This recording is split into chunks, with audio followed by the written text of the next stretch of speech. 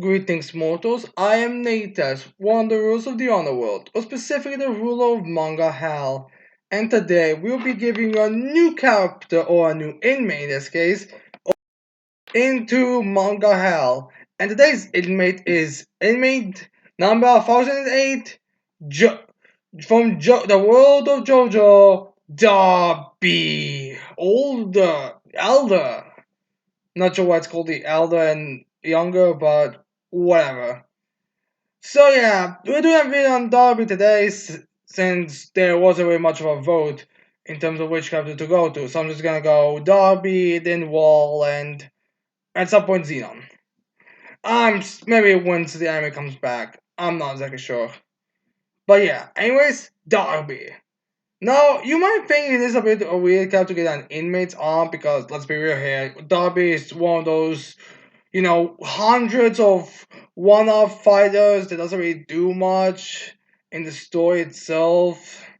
So, it's like just one fight. Like, this is literally all Darby has, which you'd think it's big because of how thick the book is, but it's actually, like, less than half. It's like the final third of this that's really him, or will be the final 40%. I don't know. Just this is all. It's just he has a cover right this one. But regardless of that, I actually feel like I should give him an honor because I really like him as a character, his design, everything. So, let's stop being on the bush and let's get into him. Let's first start in the backstory. Now, because Darby is one of those, again, just one of fire soldiers, monster of the week type of characters, he doesn't get much backstory. All he really gets is that one fake attempt at making Darby younger, more of a threat in him, with him being beaten up by his little brother, and a little bit of a mention of what he was doing on some random dates to show off how sadistic they are.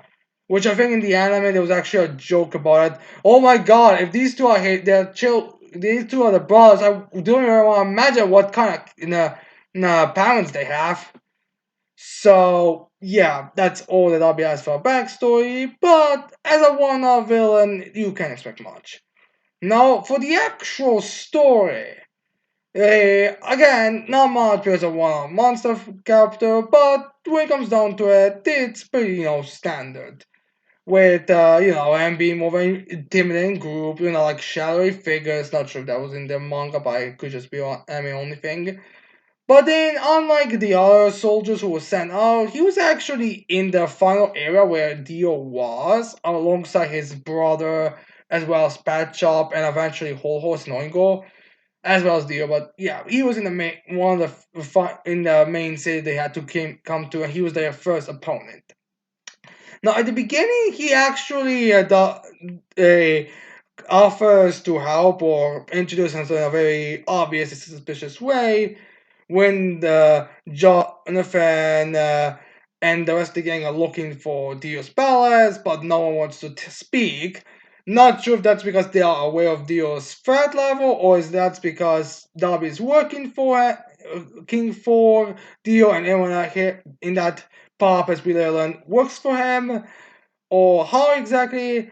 All we really know about that is that no one spoke except for Darby, who first Joseph wanted to pay him, have a bunch of like cash, but I was like, no, no, no, I would like a little game, which was the first red flag. Like, I feel like, I honestly feel like if you wanna introduce yourself as a in a way that's gonna obviously give suspicion. And honestly, I wouldn't even be surprised if this called for some, uh, or any chariots like says. But I feel like that really should have been like a red flag at the first sight where he wanted to go into a game instead of cash. But Darby is just like, it doesn't have to be long, just like a simple thing. Like, let's say we gamble with which one will get the cat, which stake will the cat take first, kind of thing. So they take his bat and Palmer, the first one, actually goes there, and he's just like, well, this guy's crazy because, Darby's ability, which we're gonna get into later, or his stand, is actually, he actually kind of gives a hint to his stand where he just I'll take your soul for the price. Which one just thinks he's crazy, just like, oh, let's stop wasting time. They throw Darby throws the stake there, and the cat finds it. Gets the one that Darby wanted, so the Polnareff soul is taken, and he also reveals that he was cheating with that cat being his cat. And his perfect ironclad defense against this cheating is, you didn't figure out it was my cat before you told me, and now Polnareff's soul is mine.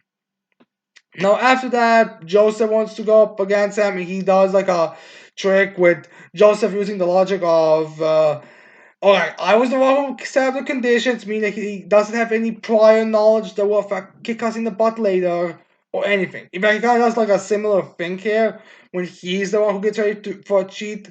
But unfortunately, Darby is a few steps ahead of him, and he figures out the cheat and uses him to his advantage, and he takes Joseph's soul. Now, some people are saying that Joseph was being uh, hindered, or he was being an idiot, or generally he was being that Darby shouldn't have been able to figure it out. Now the thing is, Darby's a gambler, and Darby is supposed to be like this professional gambler, this guy who can like outthink, outsource everything. So it makes sense why Darby of all characters would be able to outgamble Joseph. So while people complain about it, it does make logical sense.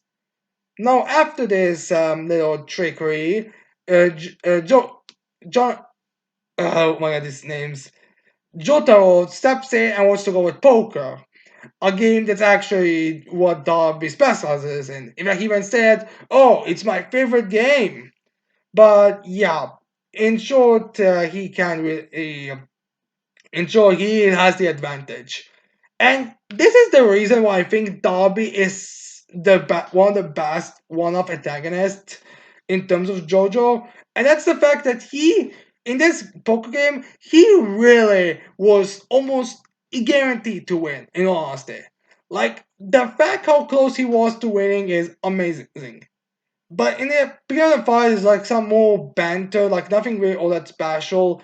It's just to show, yeah, your tricks are gonna work exact on me the same way they got worked on Joseph or Polnareff. Like this is a serious game where he even broke the finger. And honestly, why you have to question on how much sincere Darby was?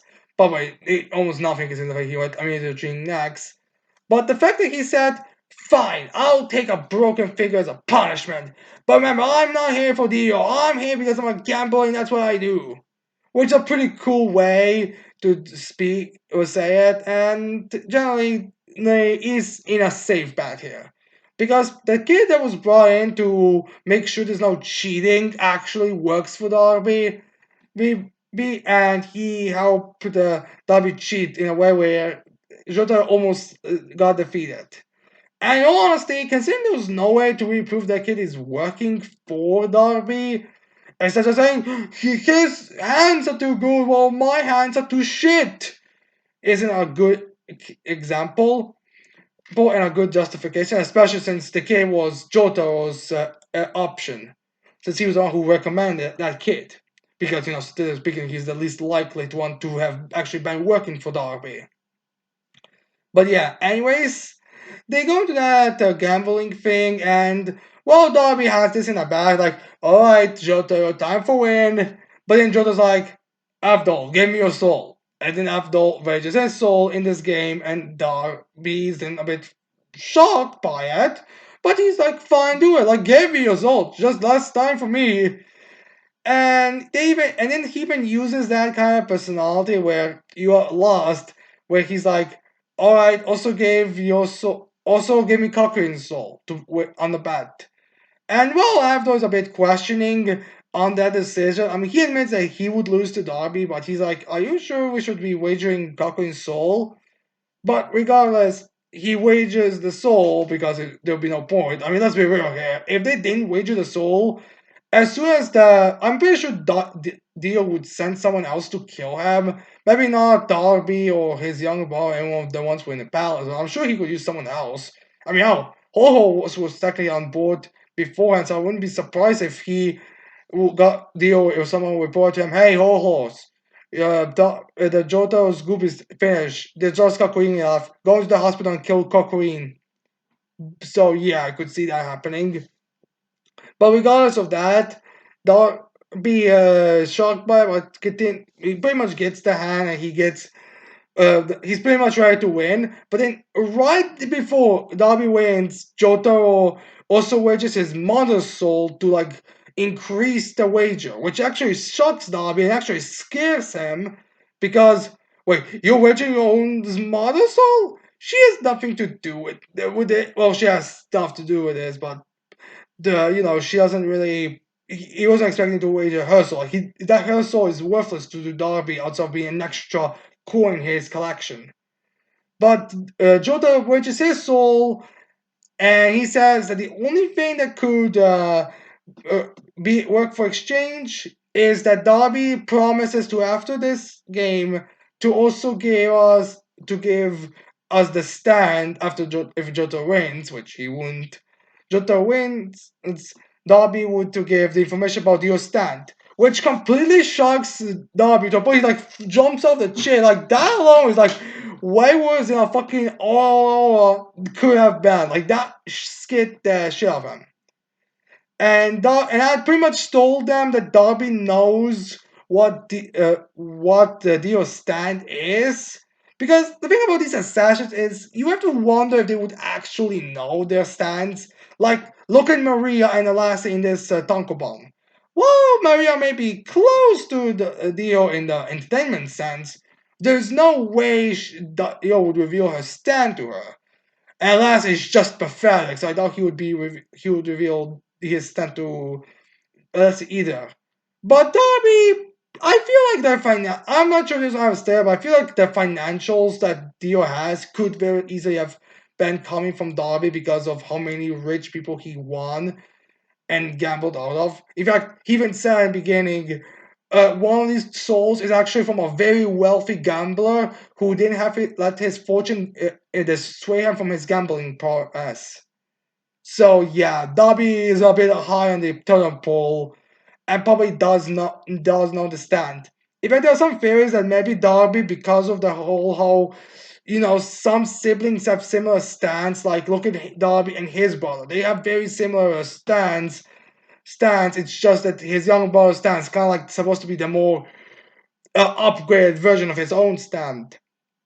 But yeah, he kind of knows that, and because the body relationships that they have, since the grandfather, I think the great grandfather of Jota is Dio's current body, so that's scary. Like, oh my god, maybe he has the power of the time manipulation, which didn't help by showing by the Jito intentionally making it look like, oh, I have a cigar now. I didn't have a second ago.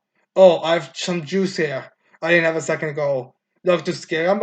I feel like Jota was just trying to see like how much I can psych him out with the speed of my stand. But that was and while you could say it's the speed, I do actually like the theory that maybe he put a time thing together because W even did that. Or as impressive as Star Planet Speech is, he could have switched all 5 cards without me seeing them. So yeah, I'm guessing that he just followed the deal connection. Now, as for the end of the battle, Darby actually is like, I'm gonna call it, I'm gonna call it, I'm gonna call it. But while he's saying that to himself multiple times while saying I'm the greatest gambler and all that, he actually cannot call it because he's too terrified of if I'm wrong. Like, let's be real, if Jotaro at that point doesn't have the time powers, but if he did have the time powers, Darby would just admit the time powers and would be killed. Like, there's no guarantee that the flashback would probably blow up in Women Tony Hospital, or whatever, he would have died. So that terrified him. And this is what makes it.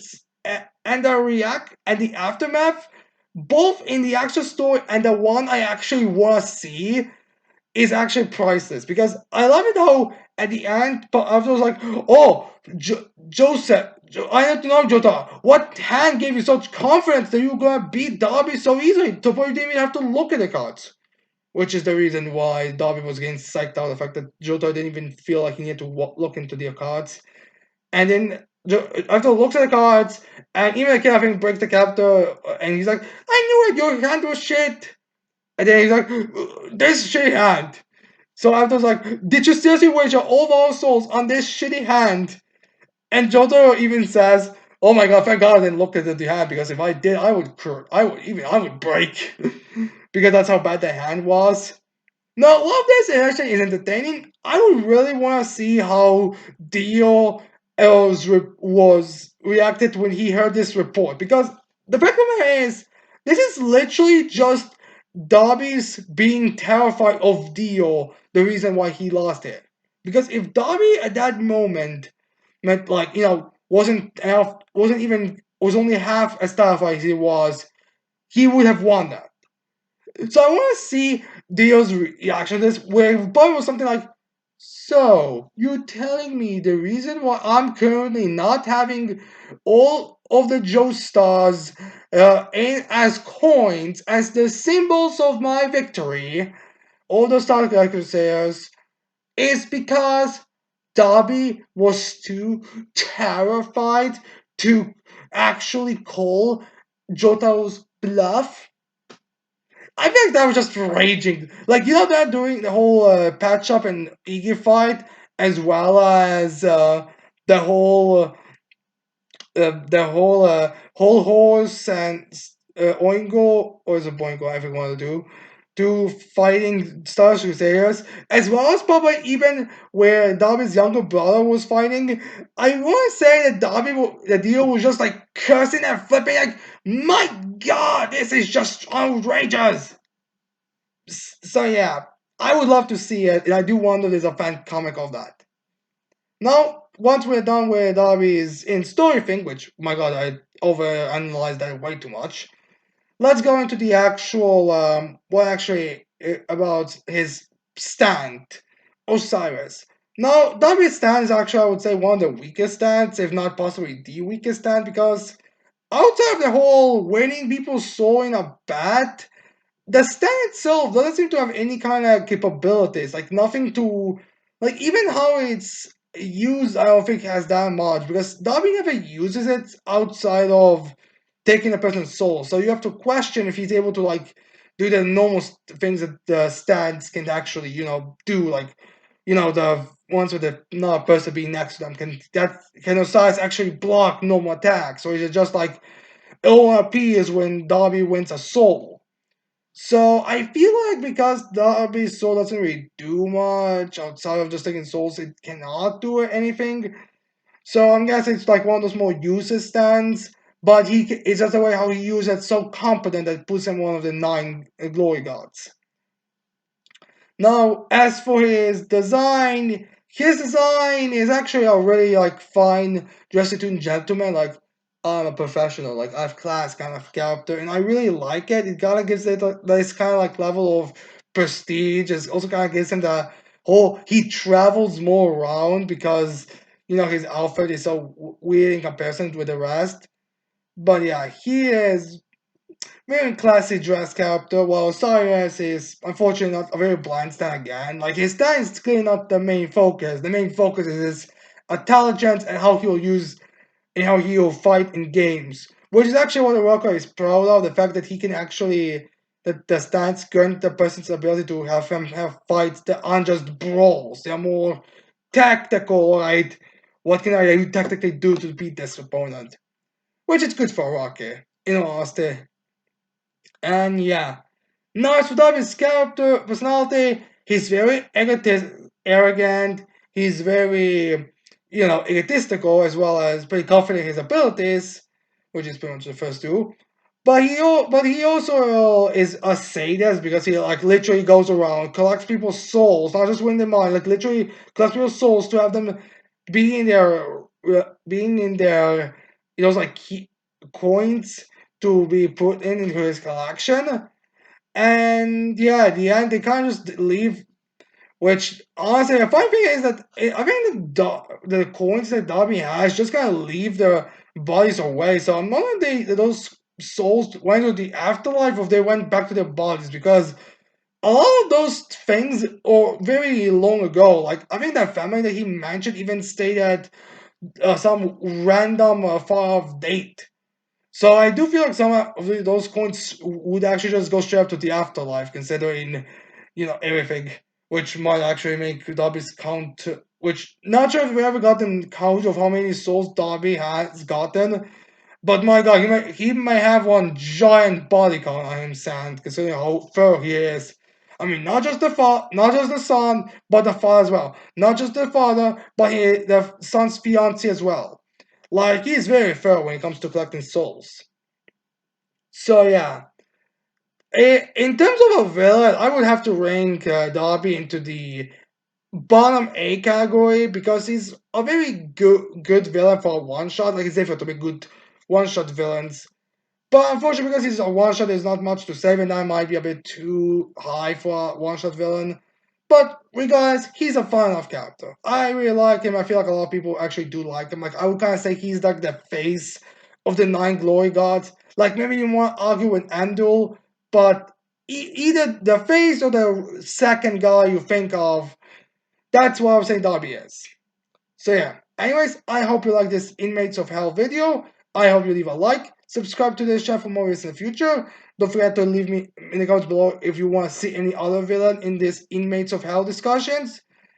And with that said, I cannot wait to see all of you mortals next time. Goodbye.